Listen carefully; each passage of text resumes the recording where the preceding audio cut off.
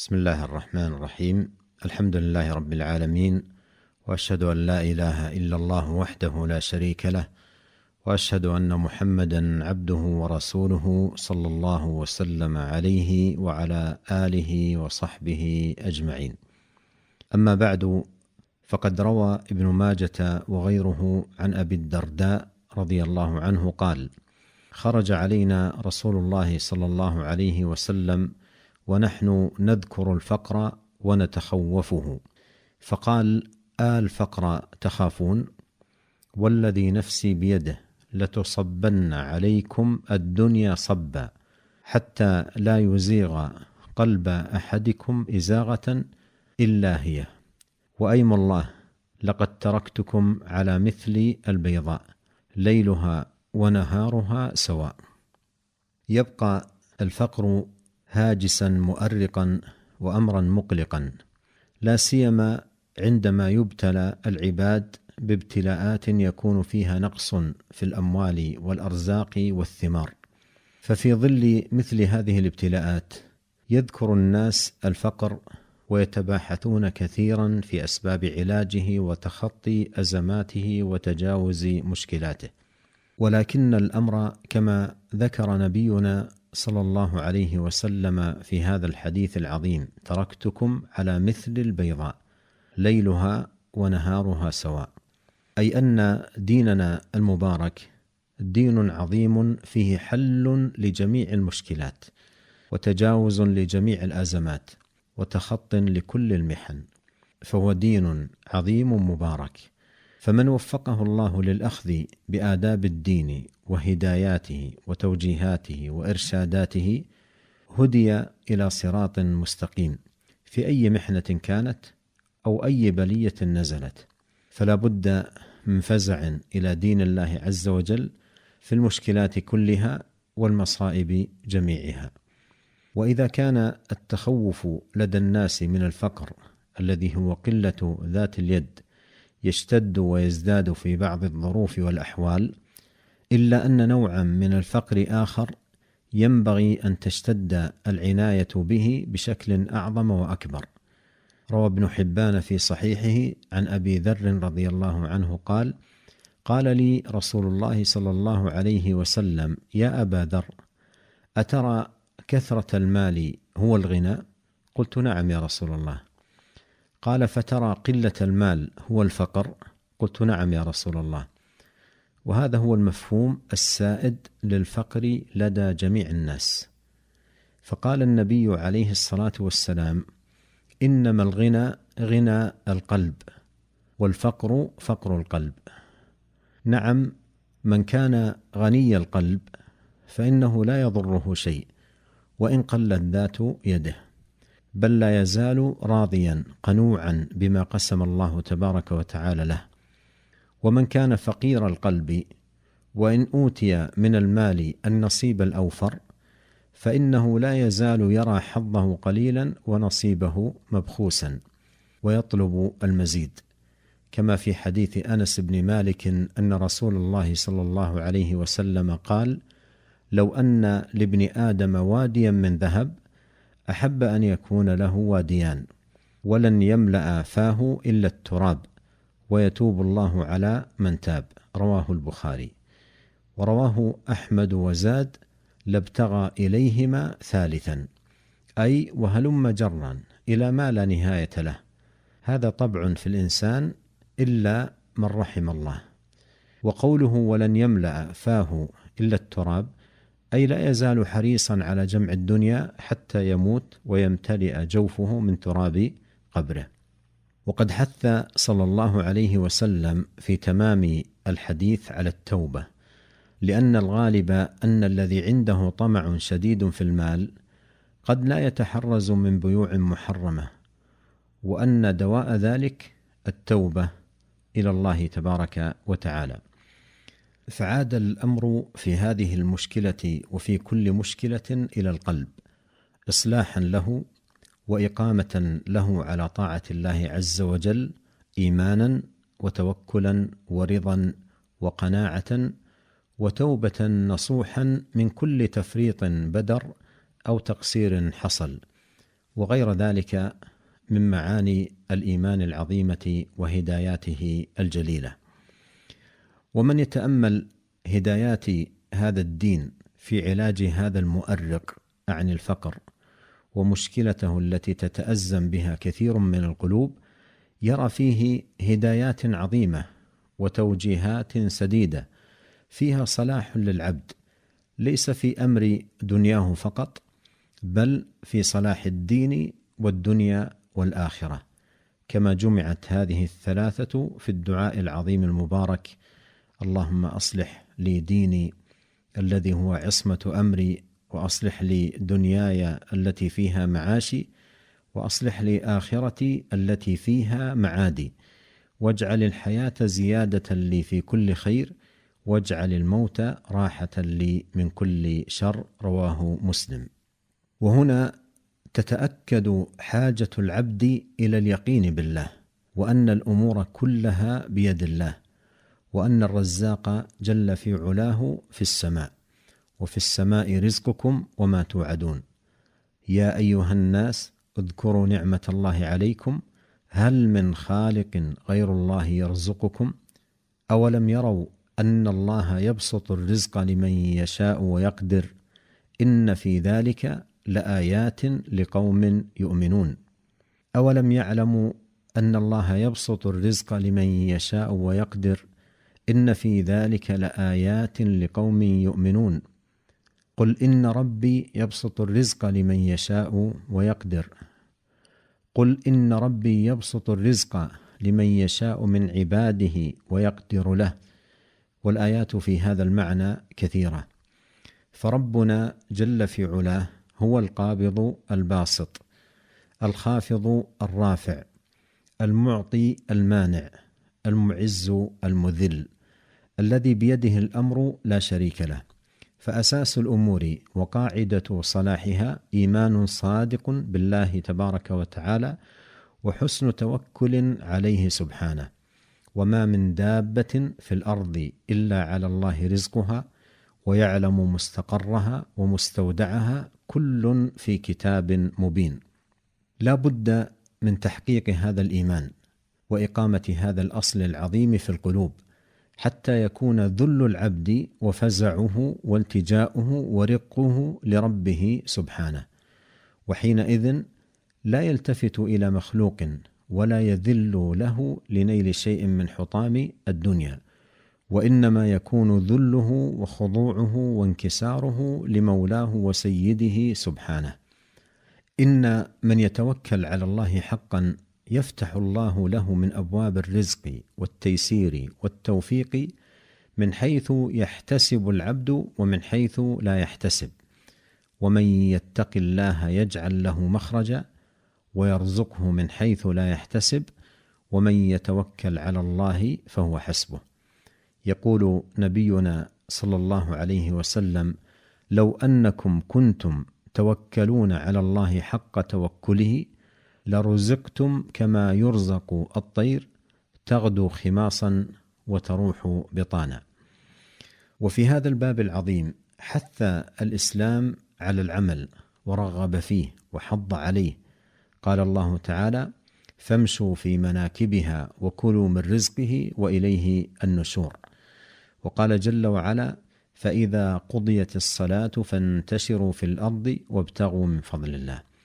فينبغي أن يكون المرء في هذا الباب هماما نشيطا بعيدا عن التواني والعجز والكسل، حتى وإن لم يكن عنده شيء يتحرك به من المال، فإن القليل مع الهمة وحسن التوكل يكون كثيرا.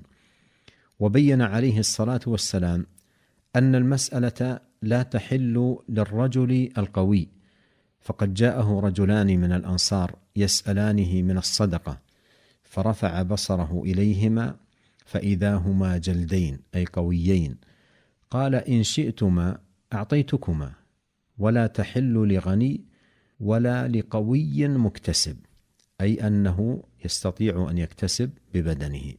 وحث الإسلام على العمل والبعد عن التقاعس والكسل مع الثقة بالله وحسن الالتجاء إليه سبحانه. وأرشد أهل الفقر وقلة ذات اليد إلى الاقتصاد في المعيشة والقناعة بما آتى الله عبده، وعدم التطلع إلى ما في أيدي من كانوا أكثر منهم مالا، ولا تتمنوا ما فضل الله به بعضكم على بعض. وجاء أيضا بالتعوذ بالله من الفقر، فإنه لا يعيذ منه إلا الله، فقد صح في الحديث عن نبينا صلى الله عليه وسلم أنه قال: اللهم إني أعوذ بك من الفقر والقلة والذلة. وكان يقول إذا أصبح 3 وإذا أمسى 3: اللهم إني أعوذ بك من الكفر ومن الفقر، اللهم إني أعوذ بك من عذاب القبر، لا إله إلا أنت. ثم إن كثيرا من الناس يظن أن من وسع عليه في المال وكثر الرزق في يده أن هذا إكرام من الله له، ويظنون في الوقت نفسه أن من ضيق عليه في المال وقتر عليه فيه أن هذا من إهانة الله له، وهذا ظن خاطئ سائد عند عدد ليس بالقليل من الناس. يقول الله جل وعلا: فأما الإنسان إذا ما ابتلاه ربه فأكرمه ونعمه فيقول ربي أكرمن، وأما إذا ما ابتلاه فقدر عليه رزقه فيقول ربي أهانن. هكذا يظنون. قال الله تعالى: كلا، أي ليس الأمر كما يظن هؤلاء، بل إن من وسع الله عليه في المال أو ضيق عليه في المال كل منهما مبتلى، هذا مبتلى بغناه وهذا مبتلى بفقره، والحياة الدنيا ميدان ابتلاء وامتحان، فالغنى فتنة والفقر فتنة. ولهذا جاء في السنة الصحيحة التعوذ منهما، قال عليه الصلاة والسلام: اللهم إني أعوذ بك من فتنة الغنى وأعوذ بك من فتنة الفقر. فهذا فتنة وهذا فتنة، والمؤمن الموفق فائز في كلا الامتحانين، كما قال عليه الصلاة والسلام: عجبا لأمر المؤمن إن أمره كله خير، وليس ذاك لأحد إلا للمؤمن، إن أصابته سراء شكر فكان خيرا له، وإن أصابته ضراء صبر فكان خيرا له. فالمؤمن في سرائه فائز بثواب الشاكرين، وفي ضرائه فائز بثواب الصابرين. هذا وإن من أعظم خصال المؤمن تحقيق عبودية الافتقار إلى الله والاضطرار إليه، فهي روح العبادة ولبها، بأن يعلم علم يقين أنه مفتقر إلى الله عز وجل محتاج إليه لا يستغني عنه طرفة عين. وذلك أن الإنسان بل وجميع المخلوقات عباد لله فقراء إليه مماليك له، وهو ربهم ومليكهم وإلههم لا إله لهم سواه. فالمخلوق ليس له من نفسه شيء أصلا، بل نفسه وصفاته وأفعاله وما ينتفع به أو يستحقه أو غير ذلك إنما هو من خلق الله، والله عز وجل رب ذلك كله ومليكه وبارئه وخالقه ومصوره ومدبر شؤونه، فما شاء الله كان وما لم يشأ لم يكن، فلا راد لقضائه ولا معقب لحكمه. ما يفتح الله للناس من رحمة فلا ممسك لها، وما يمسك فلا مرسل له من بعده.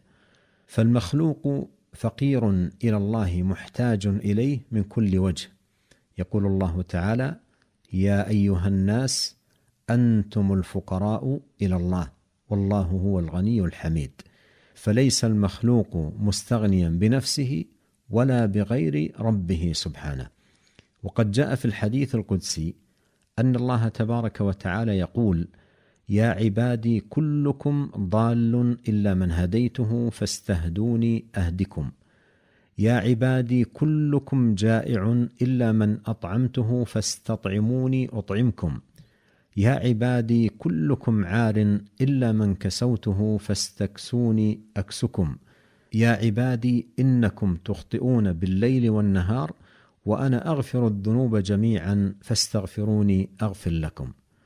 قال الحافظ ابن رجب رحمه الله: هذا يقتضي أن جميع الخلق مفتقرون إلى الله تعالى في جلب مصالحهم ودفع مضارهم في أمور دينهم ودنياهم، وأن العباد لا يملكون لأنفسهم شيئا من ذلك كله، وأن من لم يتفضل الله عليه بالهدى والرزق فإنه يحرمهما في الدنيا، ومن لم يتفضل الله عليه بمغفرة ذنوبه أوبقته خطاياه في الآخرة.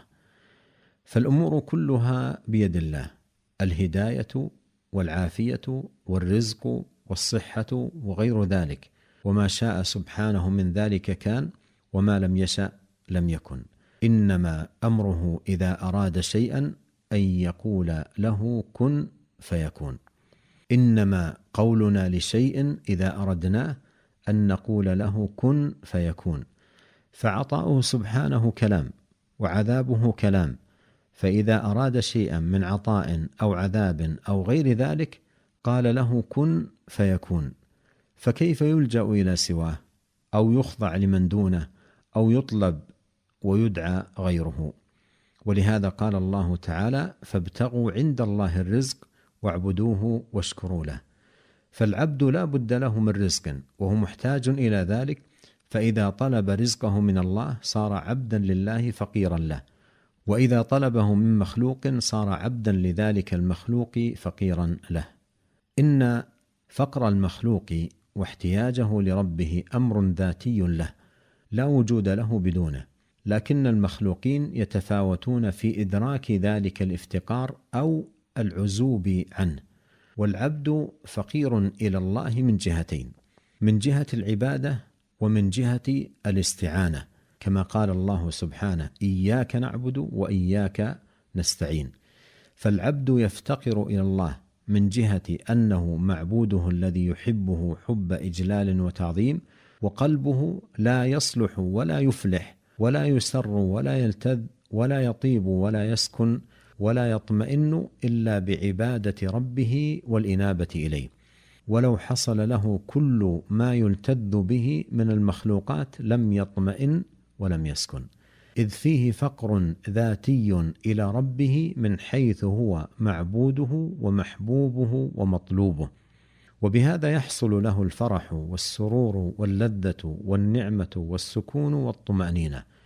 والعبد يفتقر إلى الله من جهة استعانته به للاستسلام لأمره والانقياد لحكمه والخضوع لشرعه، إذ لا يقدر على تحصيل شيء من ذلك والقيام به إلا إذا أعانه الله. نسأل الله أن يوفقنا أجمعين لتحقيق ذلك وحسن القيام به، وألا يكلنا إلى أنفسنا طرفة عين، وأن يهدينا إليه صراطا مستقيما. وصلى الله وسلم على عبده ورسوله نبينا محمد وآله وصحبه أجمعين، والسلام عليكم ورحمة الله وبركاته.